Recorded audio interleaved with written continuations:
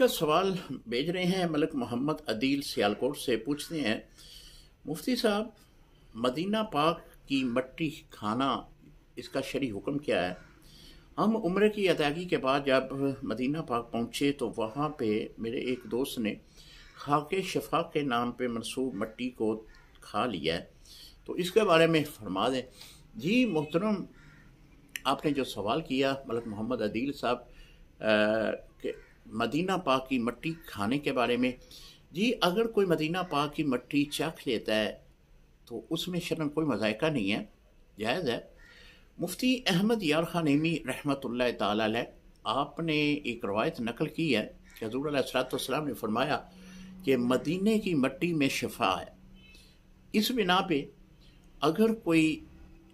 اس کو کھا لیتا ہے یا پھر اس کو کسی دوائی کے اندر ملا کر کھا لیتا ہے تو شرعاً اس میں کوئی مذائقہ نہیں ہے، کیونکہ جو روایت حضور علیہ الصلوۃ والسلام نے فرما دی ہے اس بنا پہ اس مٹی کا کھانا شرعاً جائز ہوگا۔ سیدی اعلیٰ حضرت امام احمد رضا خان بریلوی رحمۃ اللہ تعالی علیہ آپ نے فتاوی رضویہ میں یہ لکھا ہے کہ مٹی جو ہے وہ حرام ہے، لیکن مدینہ پاک کی مٹی جو ہے اگر کوئی شفا سمجھ کے کھاتا ہے تو شرعاً اس میں جو ہے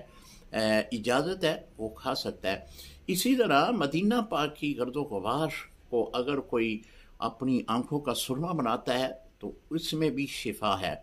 حضور علیہ الصلوۃ والسلام کا مقدس شہر ہے اور حضور علیہ الصلوۃ والسلام کا بہت ہی ایک عظیم روحانیت کا مرکز ہے،